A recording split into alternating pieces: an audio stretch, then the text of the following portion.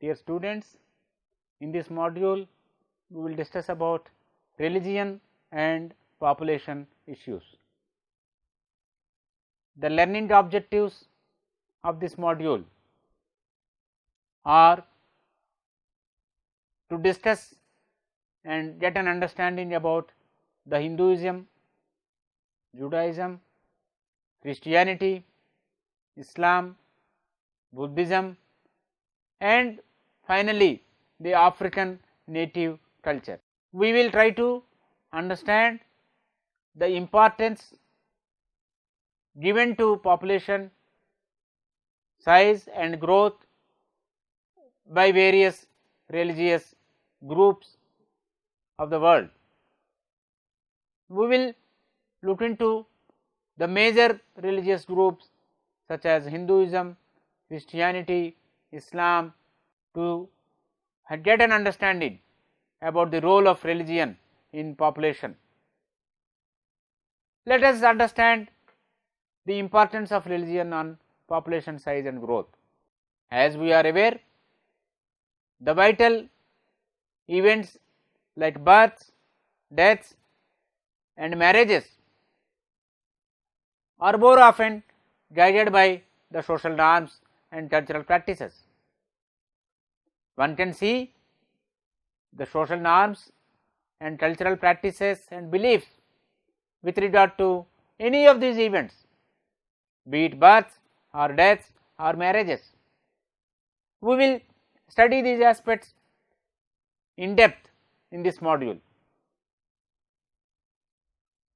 As we notice and observe, there are rituals and functions revolving around all these vital events, be it birth or death or marriage. We notice the cultural practices and rituals on the occasion of any of these vital events. Thus, one can say that the population growth is directly or indirectly influenced by society, religion and culture. What are we saying here? What we are saying here is that growth of population is influenced by the society, by the religion and by the culture. The influence can be in a direct way or in an indirect way. Let us now look at the most predominant religious groups in the world, namely the Hinduism, Judaism, Christianity, Islam, Buddhism and the African native culture. We will try to understand the factors related to vital events and the cultural practices related to vital events with respect to each of these religious groups. Let us start with Hinduism. Hinduism is the most ancient religion of the world. According to the scriptures of Hinduism,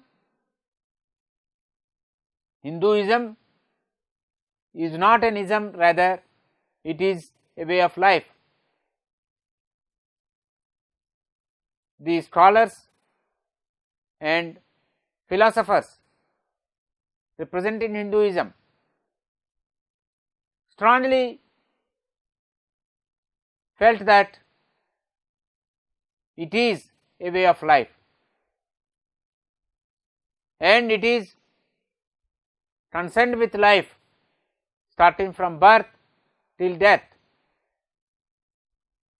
In the process that starts from birth and ends with death, marriage is one vital event even in Hinduism as well. In Hinduism, marriage is called as Vivaha in Sanskrit, the most ancient language of the world. Vivaha in Sanskrit means the ceremony of carrying away the bride to the groom's house. According to Hindu rituals, the boy marries the girl and takes the girl to his parental house from her parental house. That's why the girl moves from her parents' house to the boy's parents' house. According to Hinduism, marriage is considered as a religious event, is a religious sacrament in which a man and woman are bound in a permanent relationship for procreation. Marriages are universal in Hinduism because marriage is considered to be dharma, the right way of living. Marriage is considered as a function of perpetuating the family and the community. Thus, a large number of children is always favored by the Hinduism. The Hindus consider son to be absolutely necessary to save the father from hell. Punnama naraka trayati iti putraha. That is the belief of Hindus. Son protects the father from hell. However, equal importance is given by the Hindu philosophy and Hindu culture to daughters as well, because daughter is also considered as important, as the father gets punya or sanctity or virtues by offering his daughter to a boy in the marriage or through marriage. Thus, marriage is considered as essential for women because it is the only sacrament allowed for her. On the other hand, the boys get the sacrament done when they are very young, and that is known as the sacred thread ceremony, whereas for the girls no such ceremony is there except the marriage. Thus, marriage also becomes an important and sacred ceremony for the girls. The newly married couples are blessed by the elders to have many sons as well as daughters. The Hindus can legally have more than one wife only when the first wife is not able to bear children. One should refer to the Arthashastra by Kautilya or Chanakya. Chanakya is a well-known ancient Indian thinker, scholar, and he was an authority on economic policy, military strategy of a nation, and he wrote Arthashastra that has several aspects relating to the statecraft, the economic policy and military strategy.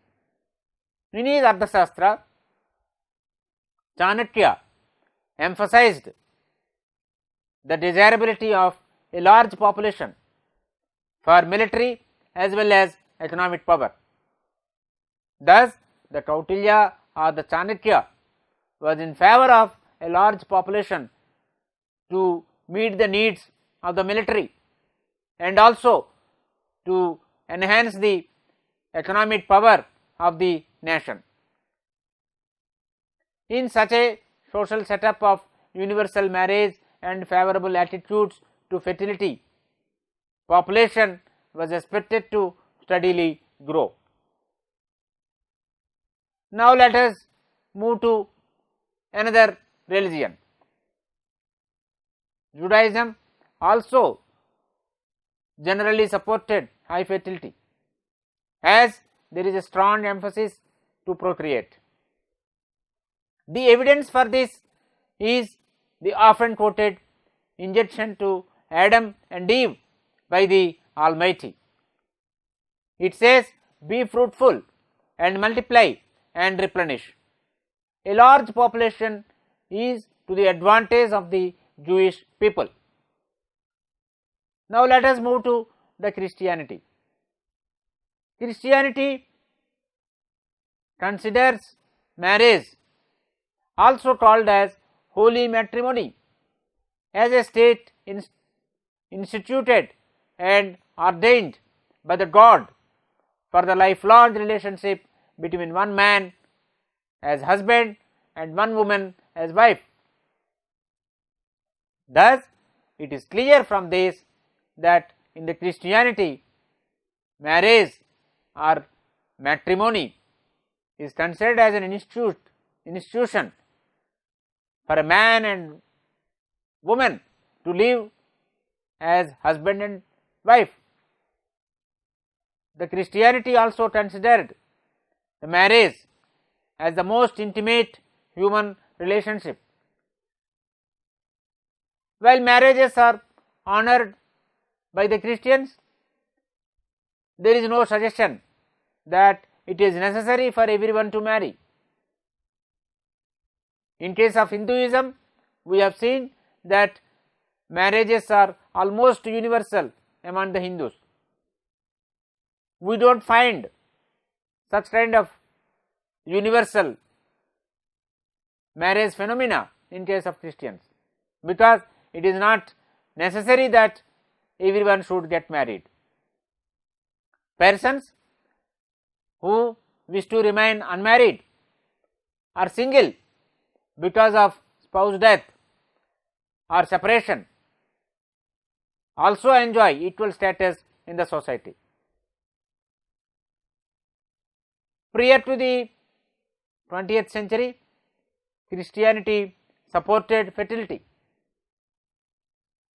However, contraception was generally condemned by all the three major branches of Christianity, namely Orthodoxy, Roman Catholicism and Protestantism. All three groups of Christians, like Orthodox, Roman Catholics and Protestants, were initially not in favor of contraception per se. Thus, one can consider Christianity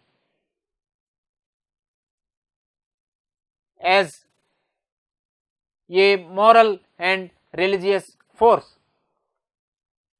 In the early and medieval period, many writers and scholars considered the question of population purely from the moral and ethical point of view. However, this kind of emphasis underwent a radical change in the later years. Over a period of time, there was change in the thinking and marriages were thought to be desirable and reproduction was considered as a personal choice. Let us now talk about Islam. In Islam, marriages are considered to be legal contract.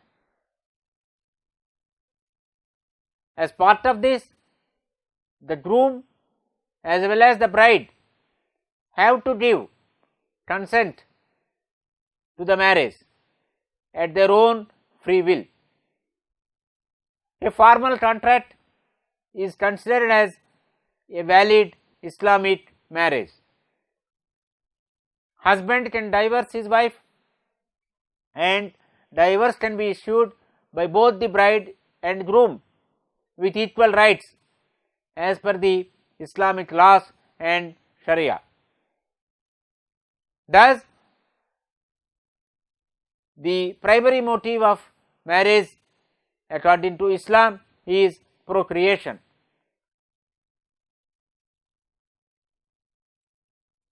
Let us now look at the views of a scholar, North African Arab historian Ibn Khaldun, who lived between 1332 and 1460 BC.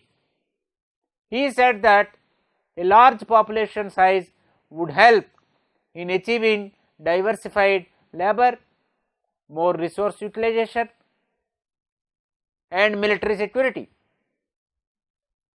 And he felt that all these three factors would ensure political stability.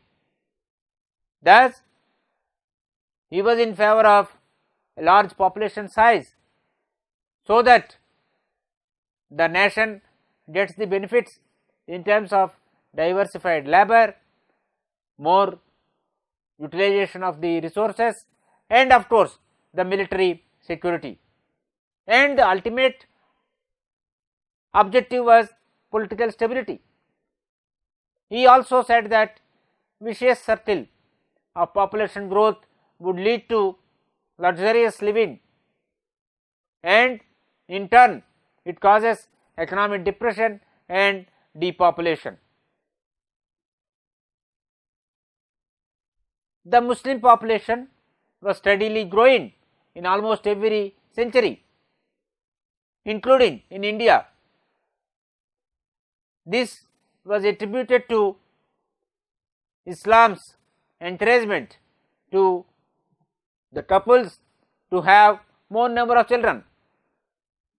Thus, the encouragement from the religion to have higher fertility led to considerable growth in the population of Muslims across the various centuries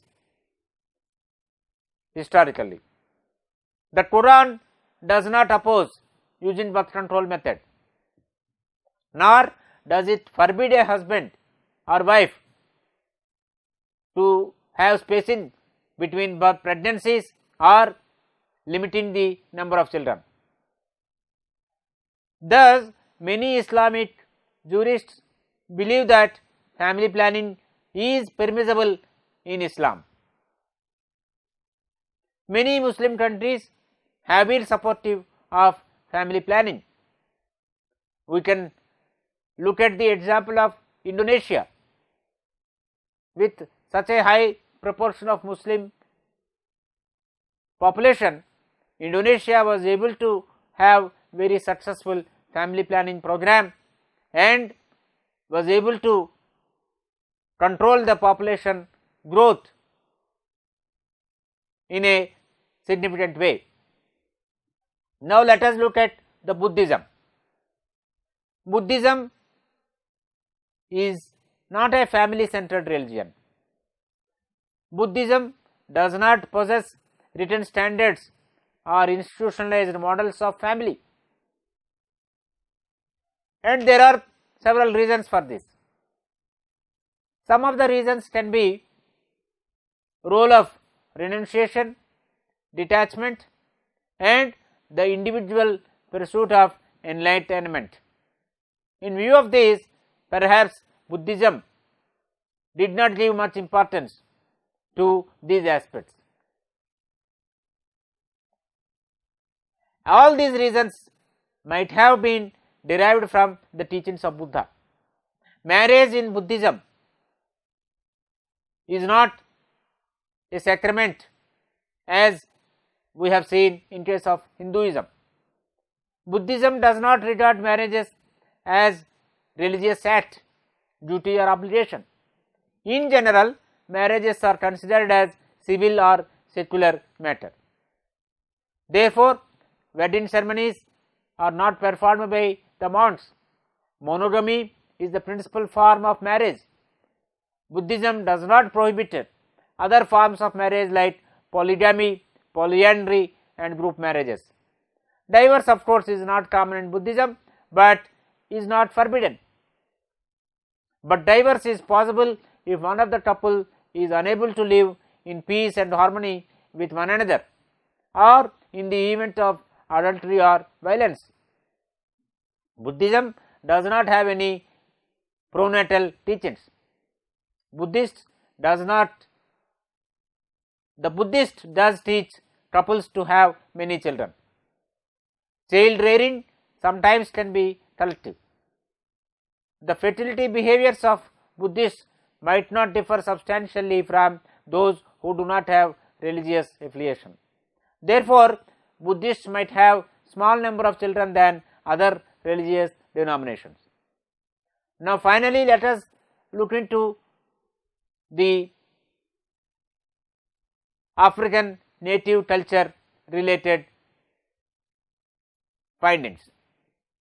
In spite of changes taking place in African societies due to modernization, family still remains a prominent institution in the social life of Africans. In African culture, considerable importance is given to respect elders and ancestors. African communities are characterized by prevalence of collectivism against individuality.